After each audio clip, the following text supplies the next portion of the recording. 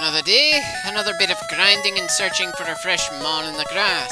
Hopefully the outright grinding will be over before the end of the clip. Well, technically, grinding is a pain to go through, considering Sword and Shield gave us a forced experience share that we couldn't turn off all the way from the start. Having to take the time to make each individual member of our team strong just somehow feels more satisfying to me. Don't worry, I'm not going to spend so much time grinding that I become obscenely over-leveled compared to everything else. It's just that at each story beat, I have certain levels I tend to prefer being at before moving on. And I like having all active members of my team being at approximately that level when it happens. For example, with our opening visit to Viridian City, I go for level 8 or 9 with the opening team. Granted, a lot of the members of the opening team I'm planning on replacing some of the absolute first opportunity, so it's hard to really feel that grinding those members is especially satisfying. But again, this is the earliest part of the game, and I prefer to have a full 6 members of the team prepped and ready as soon as possible. We'll see just how many members of the overall team get victories on the board. Of course, even in actual squadrons, only about 5% of the pilots in the air really accounted for all the kills in the air. Or at least that was the case in World War I.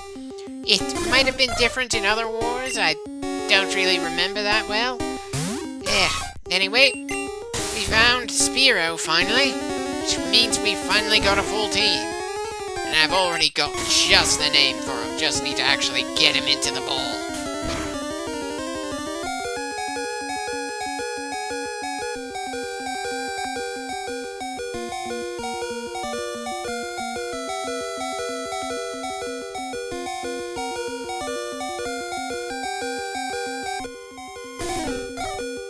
Really? We're still gonna be hearing the beeping noise when we're looking at the Pokédex entry. Here's hoping us getting badly wounded while capturing Pokemon doesn't become a pattern. Anyway, we're calling our Spiro here MiG, a designation for a lot of Russian aircraft since 1940, all designed and built by a Russian company that used to be called MiG or Mikoyan before it merged with another company in 2006. People who watch my Ace Combat LPs might find that surprising, since in those games I tend to fly American fighter jets, not Russian. I picked that name partly because when I think MiG, I always think of fighter jets, even if I know Lockheed and Boeing also made some damn good planes. Partly because picking a name like Hurricane would feel a little awkward, since that would make me feel obligated to keep him on the team, if only because it sounds way too grandiose a title for one of the temporary team members. And, of course, partly because MiGs came in different shapes and sizes, and when Spiro evolves, it looks like a drastically different type of bird. Seriously, who decided that the bird that starts off looking like an eagle would transform into something that looks like a cross between a condor and a vulture when it grows up? I know, not the strangest evolution in this franchise, but still, feels a bit weird to me, especially since 2 of the 3 legendary birds in this game also have that long beak. Does that make Fearow more connected to Moltres and Zapdos? Or is it just supposed to be another way to make Articuno seem cool by being different from the other major birds in this region?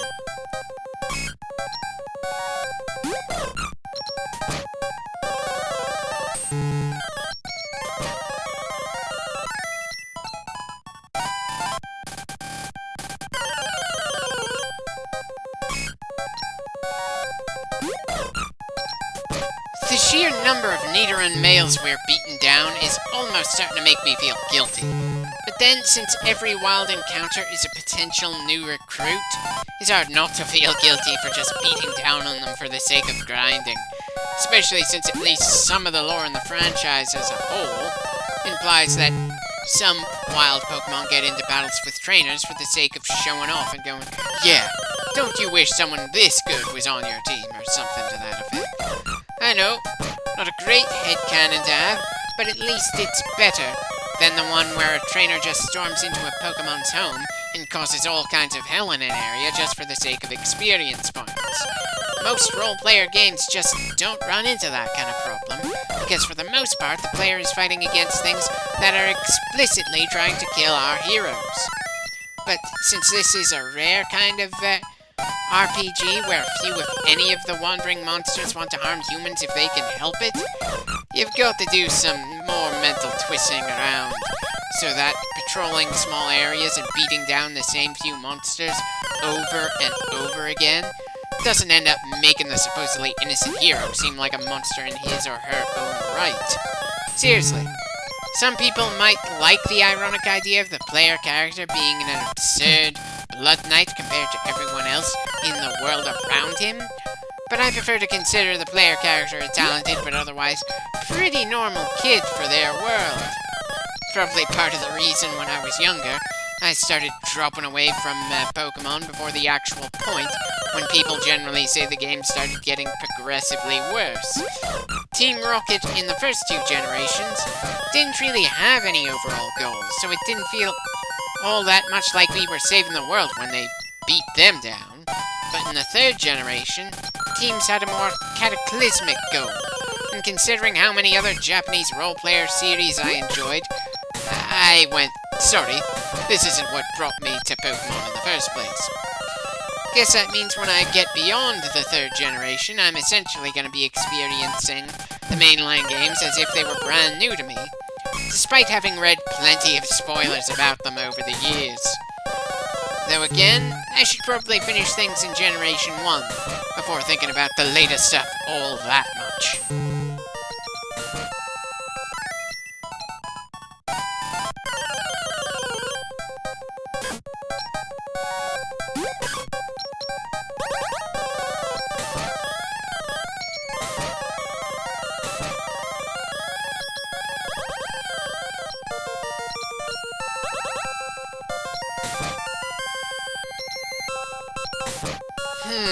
Can't help thinking Sango doesn't really feel like she's living up to her name. Granted, she's low level, and I'm sure I might be misremembering just how badass Sango actually was when she was first introduced to the Inuyasha anime.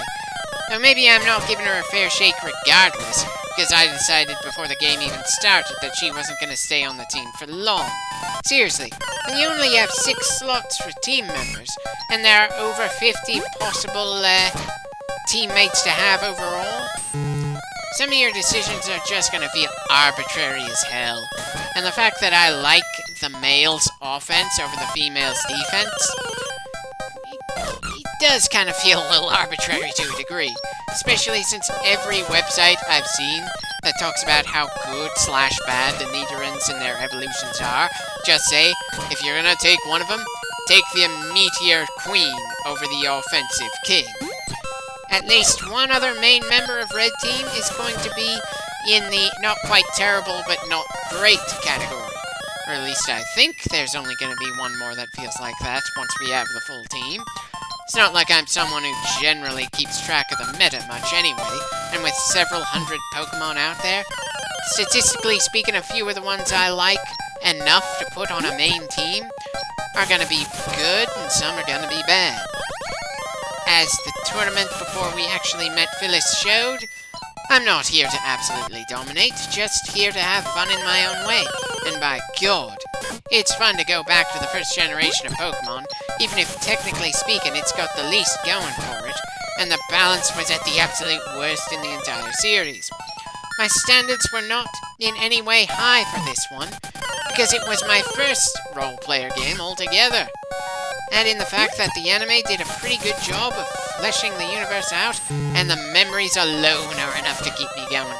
Though now I wish the manga had managed to grab me as well.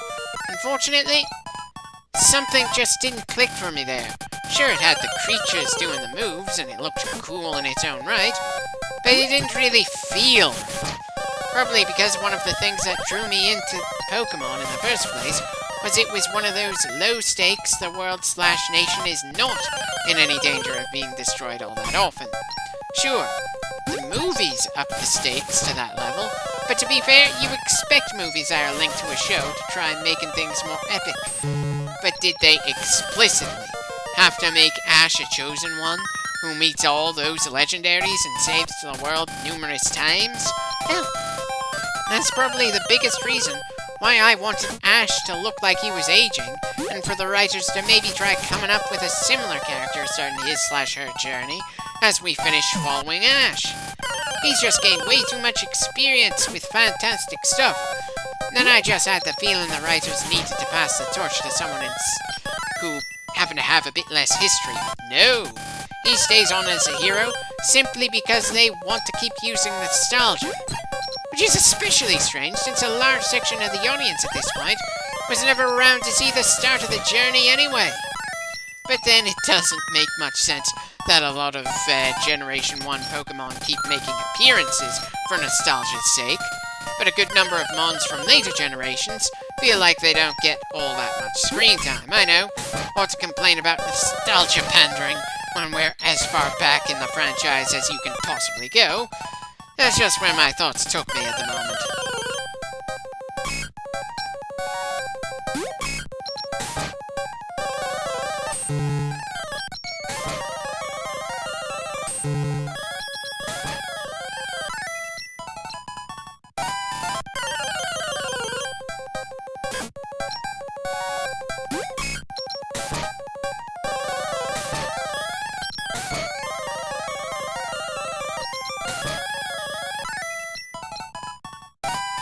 Come to think of it, is there some in-universe explanation for why moves like Tail Whip occasionally fail to do anything? I mean, it's one thing for growls and screeches to have no effect because somehow the other Pokemon can't hear those noises. But a Tail Whip? Of course, that also brings to mind the question of how something wagging its tail could have any effect at all in combat, other than just slapping him across the face with it. That's probably just overanalyzing the names of the moves, really. Or maybe I shouldn't look at the moves all that closely anyway, especially since I don't really pay attention to the stats of the moves, or the actual Pokemon stats.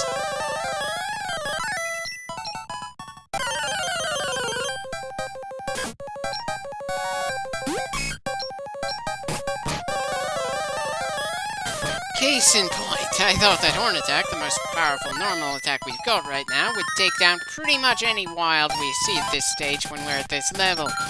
Sure, it's not going to have the same kind of punch as Hyper Fang for Nim, when he levels up enough, but still. Anyway, just about everyone on our team is almost at the level I'd like them to be before we move on here.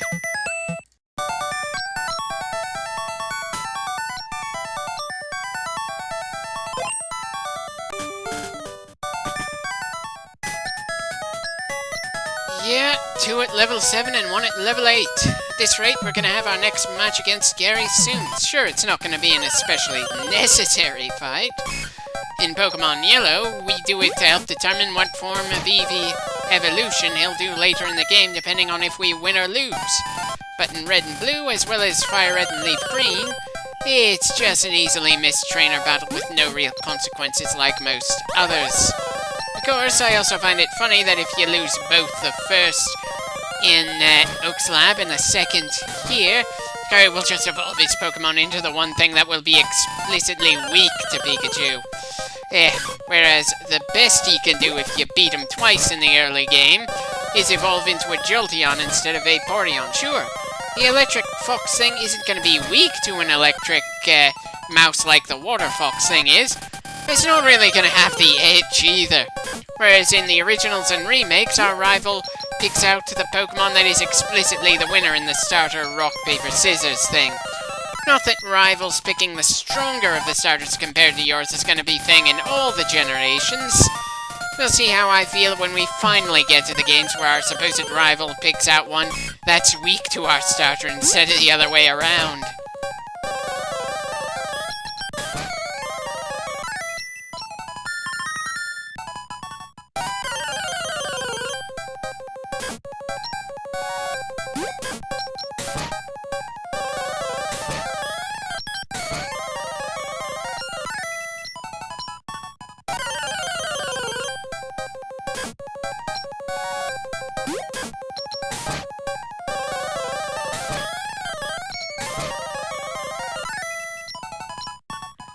can't help wondering how many different rats we've knocked out and how many of these fights have actually been the same rat somehow yielding charging in for a rematch that everyone else knows he's gonna lose. Or is it really right to call Nidoran a rat when he looks more like a horned rabbit of some kind?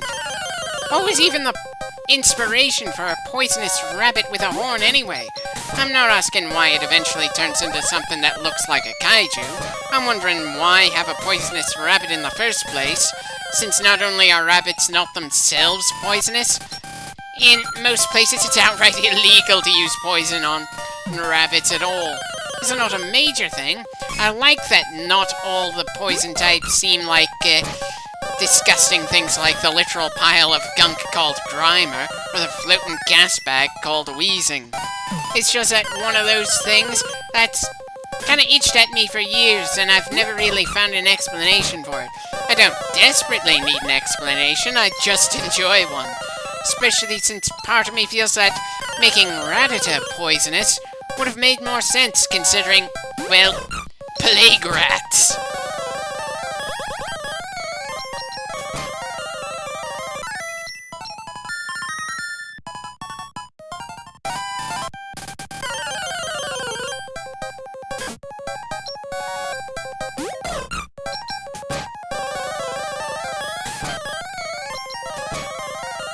Hell, I've gotten to the point that I'm listening to other things in the background while I work on these clips.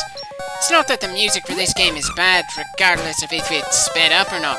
It's that we keep hearing the same few seconds of tune repeated in quick succession because we're going through encounters pretty frequently. Probably one of the biggest reasons that role-player games got away from random encounters. It doesn't matter how good you make the background music, or the frequency you set in any areas for when the encounters trigger. There's gonna be a point when people are gonna tune out most of, if not all the music, and only pay attention to that constant repeating start to go, well, here's another fight. Hell, for example, I absolutely love the battle music for Final Fantasy VIII, a little track called Don't Be Afraid. It sounds like something that wouldn't feel out of place in an Avengers action sequence, and it was made long before the Marvel Cinematic Universe made superhero-related stuff quite so popular. But if I'm actually playing through Final Fantasy VIII, I get into this odd state of mind where the music may as well be silence, and I'm just paying attention to what I see on the screen. I don't really remember if that was ever an issue in Final Fantasy X, where there was actual voice acting to pay attention to, but that's got to be a bit frustrating for the composers, even if not everyone has the same problem with music in role-player games in this style that I do.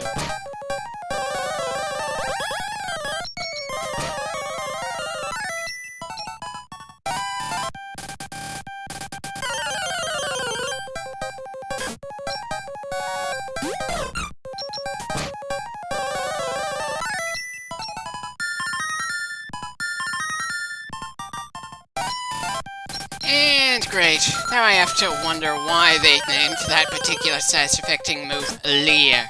Sure, being leered at is a more believable thing to make you shiver and let your physical guard down than a tail whip.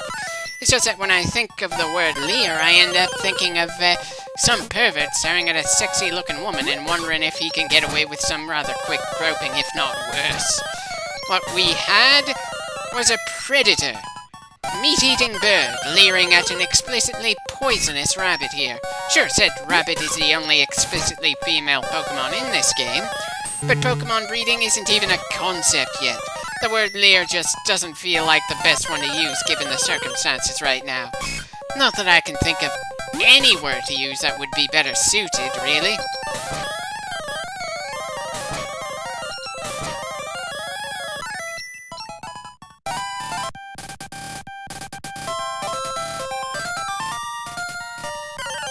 Has anyone gotten sick of seeing the same terrain moving by quickly over and over again? Because for some reason, seeing the terrain shift around that way didn't bother me in the least while the music was constantly repeating, has gotten far more annoying for me. Ah well, there's one more team member to level up once and we're done with the grinding for now. Hope that wasn't too excruciating for anyone. I know I'm still going reasonably strong here, but then we're still pretty early in the game. there's still quite a few spots where I'm going to be doing some more grinding. Some of which involve us capturing a new Pokemon, especially one that I plan on having as a main member of the team. And we're certainly going to be doing a lot of grinding before actually taking on the Elite Four at the end of Pokemon Red.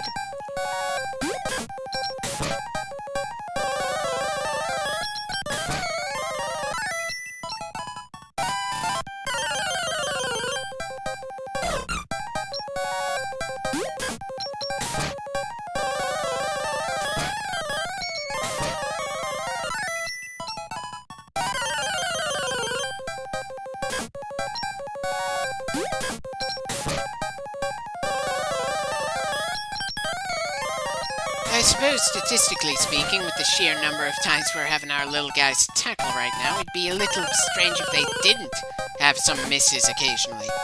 Still kind of annoying, though.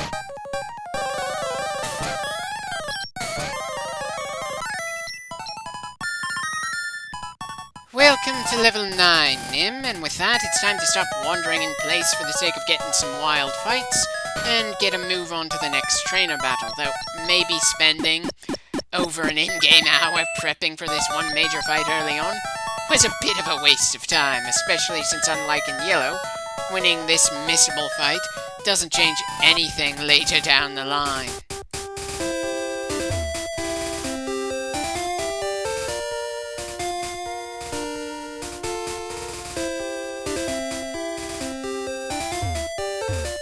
Okay, no hidden items around here. No harm in checking, though.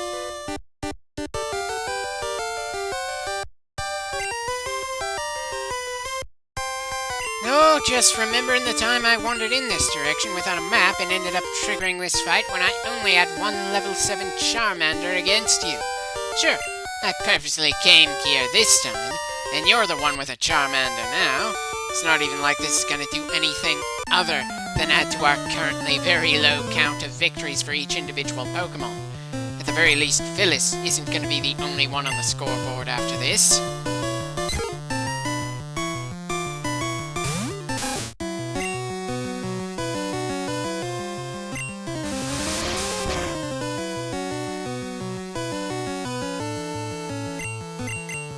Always funny when the accuracy depleting move misses.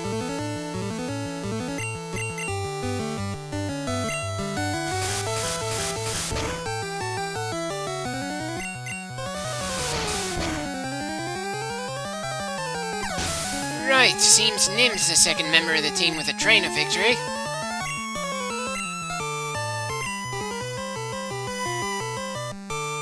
Let's see if Kohaku can get on the scorecard now.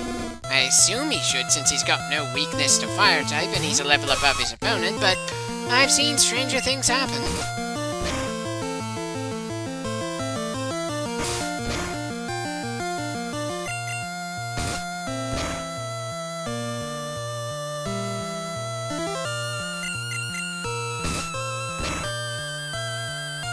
And that's another win on the board with 3 overall trainer Pokemon taken down so far in this playthrough. All of which have been Gary, sure, so it's not exactly a reason to start celebrating, and the number of overall trainer Pokemon taken down is probably gonna get to a rather obscene number before we're done with this entire playthrough.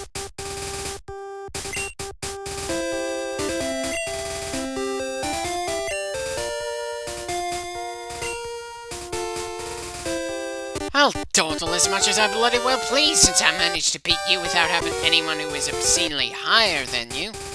I have the distinct feeling Gary is going to be more interested in getting the Pokedex filled than I am, despite walking into this fight with just 2 to R6.